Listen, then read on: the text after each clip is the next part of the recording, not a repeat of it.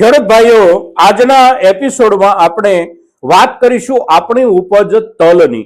હવે તલની ઉપજની વાત અત્યારે આપણે જે કરીએ છીએ એ વાતને આપણે આવનારી આપણી તલની જે કાંઈ ઉપજ તૈયાર થઈને આવવાની હોય એ સમયની એકંદર બજાર ભાવની સ્થિતિને ધ્યાનમાં રાખીને આજે આપણે ચર્ચા કરીએ છીએ.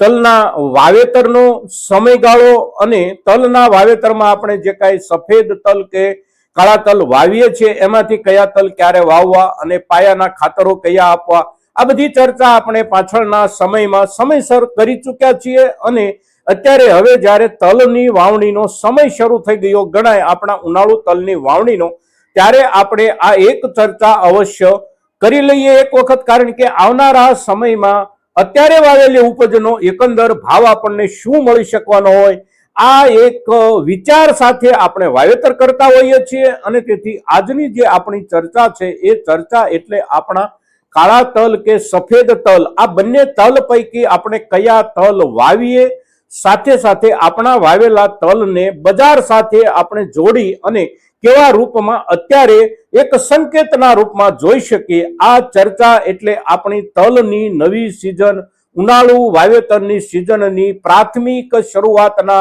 દિવસો દરમિયાનની મહત્વની ચર્ચા મિત્રો. અને તેથી આપ સૌ દર્શક મિત્રો આજની આપણી આ તલ સંબંધિત ચર્ચામાં અવશ્ય બન્યા રહેજો.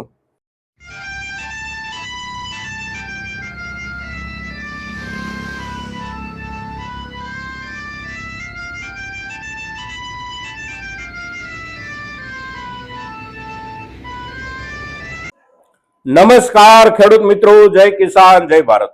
ખેડૂત ભાઈઓ, આજે આપણે જે ચર્ચા કરીએ છીએ એ ચર્ચા છે આપણા ઉનાળુ તલ પાકીને જ્યારે આવે ત્યારે બજારની સ્થિતિ કેવી રહી શકે, એટલે કે બજારનું ચિત્ર કેવું હોઈ શકે એને માટેની આપણી ચર્ચા છે. પણ જ્યારે આપણે કોઈ પણ ઉપજની ચર્ચા કરવી હોય ત્યારે એની વર્તમાન બજાર સ્થિતિ કેવી છે એના તરફ આપણે એક નજર અવશ્ય નાખવાની હોય છે. હવે આજે જ્યારે આપણે ચર્ચા કરીએ છીએ ત્યારે આજે તારીખ છે જાન્યુઆરી મહિનાની 15 તારીખ 2026 અને વાર છે ગુરુવાર. આજ ગુરુવારનો દિવસ છે.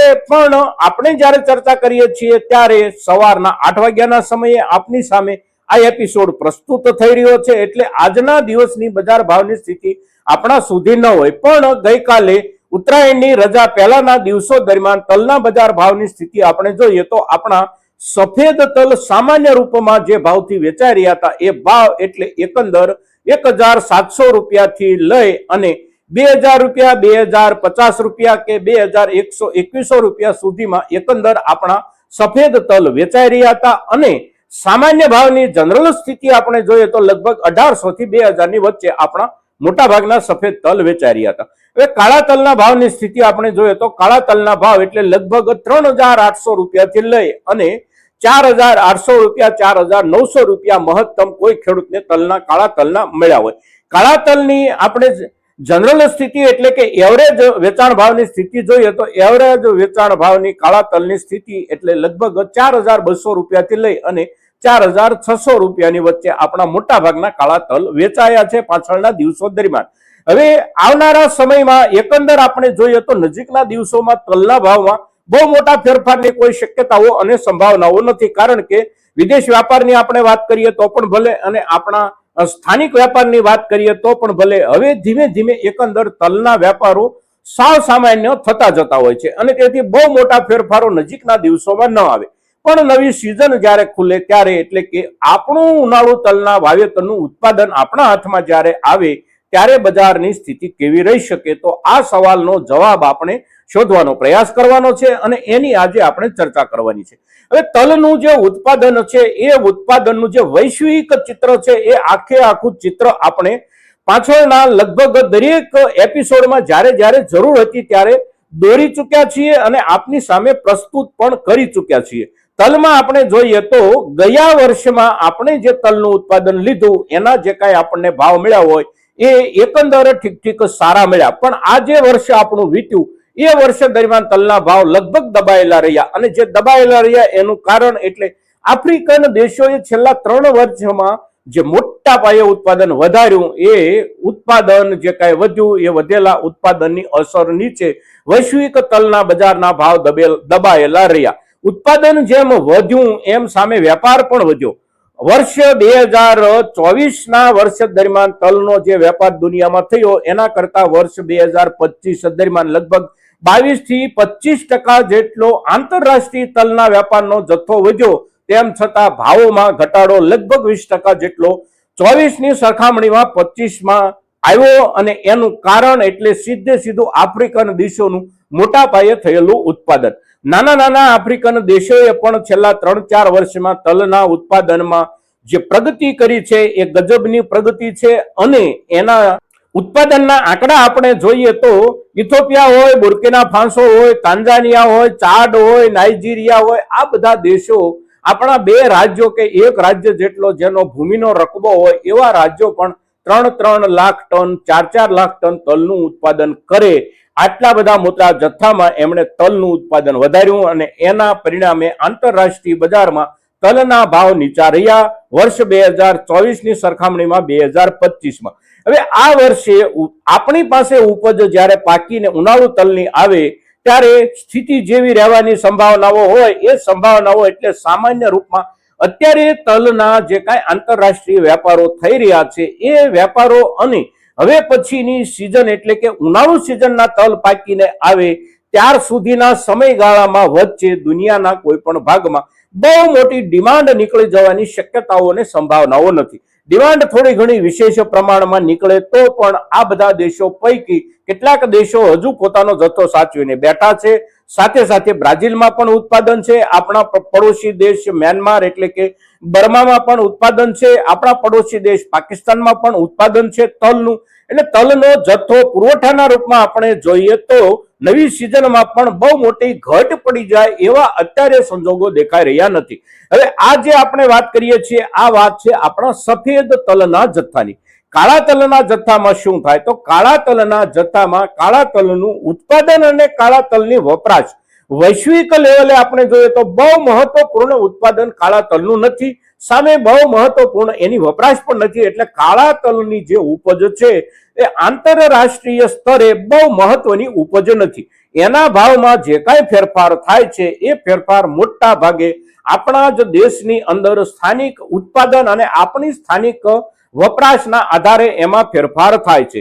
એમાં જે ફેરફારની શક્યતાઓ અને સંભાવનાઓ હોય એ ફેરફારની શક્યતાઓ અને સંભાવનાઓ એટલે આપણા દેશમાં અત્યારે જે વવાતા હોય ઉનાળુ સિઝન માટેના કાળા તલ એનું વાવેતર કેટલું થાય છે, ઉપજ કેવી મળે છે અને સામે આપણા દેશની એકંદર જે વપરાશ અને જે જરૂરિયાત છે કાળા તલની એના પ્રમાણમાં વધારે ઉત્પાદન આવી જાય તો કાળા તલના ભાવ પર અસર પડી શકે છે. કાળા તલના ભાવ અત્યારે જે દરજ્જે છે એમાંથી દબાઈ શકે છે, પણ આપણી જે જરૂરિયાત છે એ જરૂરિયાતના લેવલે જ ઉત્પાદન બની રહે ઉનાળાની સિઝનનું પણ કાળા તલનું તો ભાવોમાં દબાણની શક્યતાઓ બહુ ઓછી છે. સામે ઉત્પાદન ઘટે તો શું થાય કાળા તલમાં તો કાળા તલમાં ઉત્પાદન હજી ઘટે આ સિઝનમાં તો એમાં ભાવમાં વૃદ્ધિ થવાની સંભાવના એટલે સામાન્ય વૃદ્ધિ થવાની સંભાવના આપણે ગણવી જોઈએ. કારણ કે કાળા તલની વપરાશ આપણે કીધું તેમ આંતરરાષ્ટ્રીય વપરાશમાં બહુ મહત્વનો પાક કાળા તલ નથી. આપણા દેશની જ વપરાશમાં વધારે એનું મહત્વ છે અને આપણા દેશની વપરાશમાં જથ્થામાં વધારે ઘટાડો થાય તો એ વધેલા ઘટાડાની અસરો ભાવમાં જે કાંઈ થાય એ લેવલ એક જગ્યાએ પહોંચે ત્યાર પછી એની વપરાશ આપોઆપ ઓછી થઈ જાય. અગર તો કેટલીક જગ્યાએ બિલકુલ વપરાતા પણ બંધ થઈ જાય. એની સામે એની જગ્યાએ વિકલ્પ તરીકે સફેદ તલ વાપરી શકાતા હોય એવું જ્યાં જ્યાં હોય ત્યાં વાપરવા માટેનો વિકલ્પ સફેદ તલનો મળી રહે અને તેથી કાળા તલના બજાર ભાવ અત્યારે જે સપાટીએ છે એ સપાટીથી બહુ આગા પાછા થવાની સંભાવના કાળા તલમાં પણ નથી. સફેદ તલમાં પણ આંતરરાષ્ટ્રીય બજારમાં વેપારની જે સ્થિતિ અત્યારના સમય છે એ પ્રમાણમાં વેપાર આવતા રહે તો અત્યારે જે ભાવ છે એ ભાવથી આપણા તલ વેચાઈ શકે. પણ એક મુદ્દો અગત્યનો તલની પેદાશમાં ઋતુને લઈને જે છે એ મુદ્દા તરફ આપણે ધ્યાન આપી અને વાવેતર કરવાનું છે અને એ મુદ્દો છે તલની ક્વોલિટીનો. સફેદ તલ હોય કે કાળા તલ હોય ચોમાસાનું જે કાંઈ વાવેતર આપણું હોય એ વાવેતરમાંથી આપણને જે ક્વોલિટી મળે છે એ ક્વોલિટીની સરખામણીમાં ઉનાળુ વાવેતર સમયસર થયેલું વાવેતર હોય અને વાવેતર પછી તલ આપણા પાકીને તૈયાર થાય ત્યાં સુધીમાં એકંદર ઋતુ એટલે કે મોસમનું વાતાવરણ તલને અનુકૂળ બની રહે એવું જો હોય તો તલની ક્વોલિટી ચોમાસાના ઉત્પાદન કરતા ઉનાળાના ઉત્પાદનની ખૂબ સારી આવે છે અને એટલી બધી સારી આવે છે કે ચોમાસા દરમિયાન આપણને સારામાં સારી જે ક્વોલિટી મળી હોય એના કરતા પણ ખૂબ ઊંચી ક્વોલિટી ઉનાળુ પાકના તલની મળતી હોય છે. હવે એ જે ક્વોલિટી મળતી હોય એના આધારે આપણને સ્થાનિક બજારમાં સારામાં સારા ભાવ મળવાની શક્યતાઓ બને છે. બહુ સારી ક્વોલિટી, બહુ ઊંચી ક્વોલિટી બને તો તલમાં આંતરરાષ્ટ્રીય વ્યાપારમાં આપણો મોટો વ્યાપાર સારા ભાવથી થઈ જાય એવી શક્યતાઓ ઓછી છે. પણ આપણા સ્થાનિક બજારમાં ખૂબ સારી ક્વોલિટી હોય તો એકંદર બજાર ભાવ ક્વોલિટીના હિસાબથી સારા મળી શકવાની સંભાવના છે. હવે સારી ક્વોલિટી અને સારી ક્વોલિટીની સાથે તલના વાવેતરમાં છેલ્લા 2 વર્ષ દરમિયાન જે ફેરફાર આવ્યો છે અને ખાસ કરીને લેબર પ્રોબ્લેમના કારણે જે ફેરફાર આવ્યો છે આ ફેરફાર સમજવા જેવો છે. ગઈ સિઝનમાં આપણે મોટા પ્રમાણમાં એ જોવા મળ્યું અને ત્યાર પહેલાની ઉનાળુ સિઝનમાં આપણને શરૂઆત જોવા મળી હતી કે તલનું ઉત્પાદન આપણે જે કાંઈ પાકી ગયા પછી લેતા હોઈએ એ આપણી પારંપરિક પદ્ધતિ એટલે તલના ઓગલા કરીએ આપણે વાઢેલા તલના પૂળાના અને એમાંથી આપણે જેવી રીતે બઢાવો ફાટતા જાય એવી રીતે તલ ખંખેરી અને આપણે લઈએ એટલે તલનો દાણો કોઈ પણ જગ્યાએથી ડેમેજ ન થાય અને એની ક્વોલિટી જળવાઈ રહે.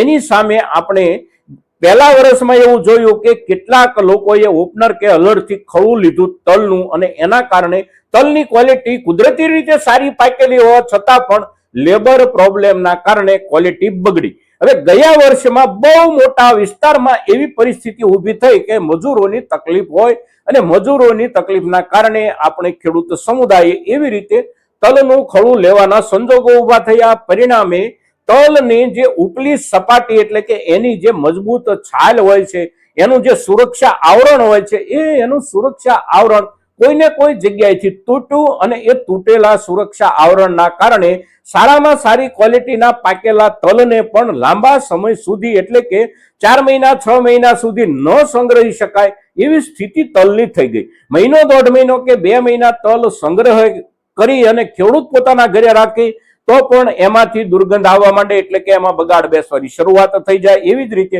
વેપારી ખરીદ કરે તો પણ એને ત્યાં પણ એવી પરિસ્થિતિ ઊભી થાય એટલે એવા તલ જે ગઈ સિઝનમાં આવ્યા એનો ભાવ આપણને સારામાં સારો મળી શકવાની જે કાંઈ સંભાવના હતી એ સંભાવના આપણી ધોવાઈ ગઈ.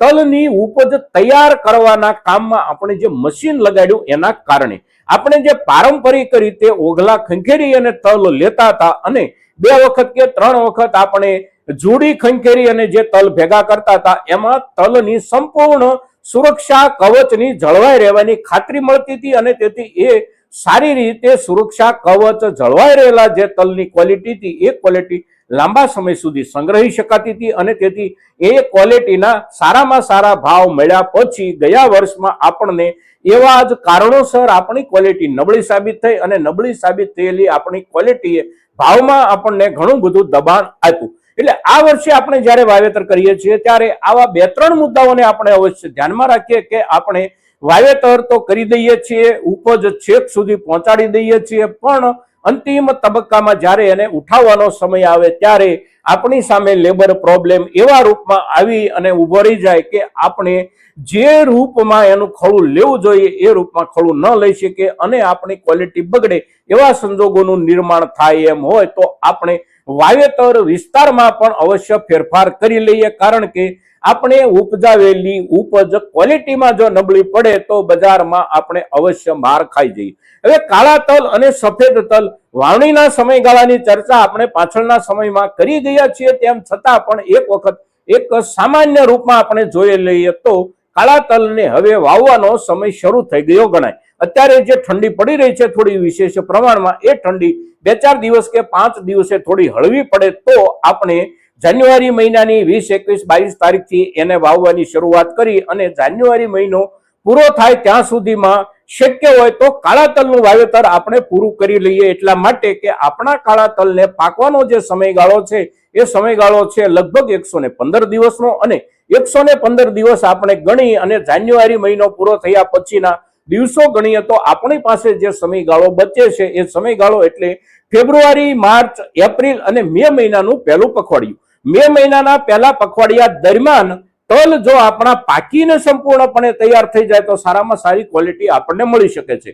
એટલે કાળા તલનું વાવેતર તો જાન્યુઆરી મહિનાના છેલ્લા દિવસ સુધીમાં આપણે કરી લઈએ, ત્યાર પછી 1-2 દિવસ મોડું થાય તો કરીએ, પણ નહીતર વધારે મોડું થાય એમ હોય એટલે કે ફેબ્રુઆરી મહિનો આવી જાય, 1 અઠવાડિયું જતું રહે, બીજું અઠવાડિયું શરૂ થઈ જાય એમ હોય તો આપણે કાળા તલની જગ્યાએ સફેદ તલનું વાવેતર કરીએ. અને સફેદ તલનું જે વાવેતર છે એ લગભગ આપણને 85 થી લઈને 90 દિવસે તૈયાર મળી જતું હોય છે. એટલે એને પણ આપણે મે મહિનાના પહેલા પખવાડિયામાં ઉપાડી શકીએ એવી સ્થિતિ એની બની જાય છે. અને તેથી વાવણીના સમયને પણ આપણે અવશ્ય ધ્યાનમાં રાખીએ.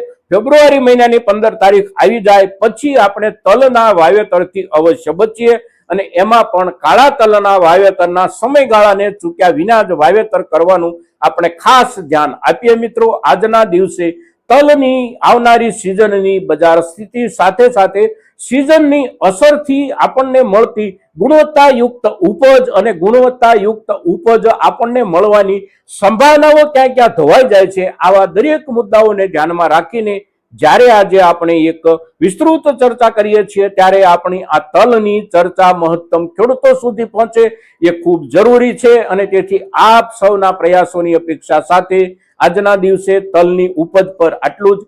જય કિસાન, જય ભારત.